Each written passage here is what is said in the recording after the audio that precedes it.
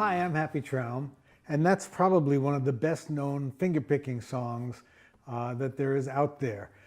Many people know the Mississippi John Hurt version of the song. I learned it actually a different way before I heard John Hurt's version, so I'm doing it kind of the way I developed it myself. So I'm going to show you some variations after I show you the most basic way of doing this. And the main thing you have to be able to do is keep your thumb going. The right hand is so important in terms of this alternating bass, and either on single strings like this or a bass with a little bit of a chord. And as I've taught in many lessons, I also slightly damp the strings with my right hand with the heel right here up near. So once again from the bass run.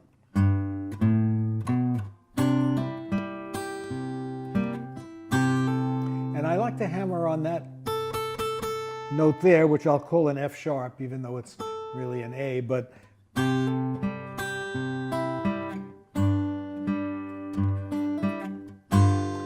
an E7th, and then that's an A sharp diminished chord right there. Just by adding that one finger, it's a really cool little addition. So I'll play that now for you.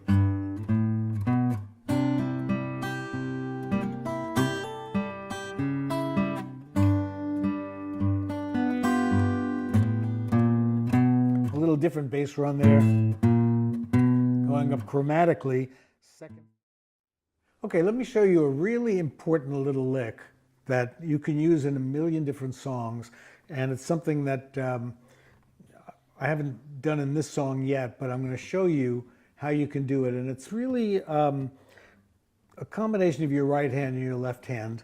And it's just on an E chord going to an E7th.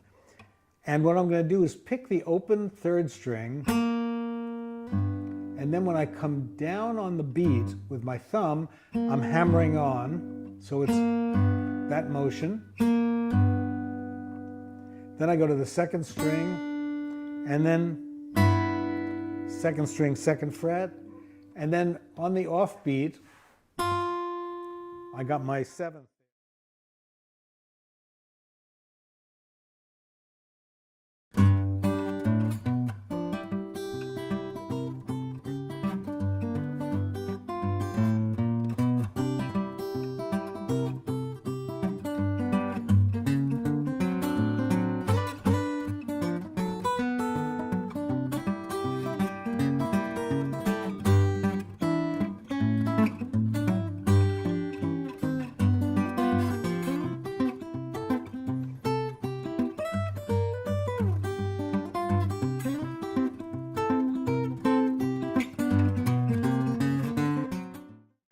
Welcome back to part 2 of Make Me a Pallet on Your Floor.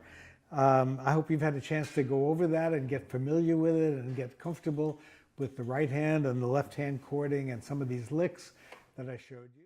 What I would do here, there's your opening bass run. So if I go up to an F shape, the nice thing about playing in this key is that this is the A chord, so you have your A bass note and you have your E bass note, right? So you can still go back and forth between, and I'm doing an F shape, so you have a little bit of a, but, so going out to the 7th, these aren't the actual notes you're playing because of the capo, but we'll just pretend the capo isn't on. So,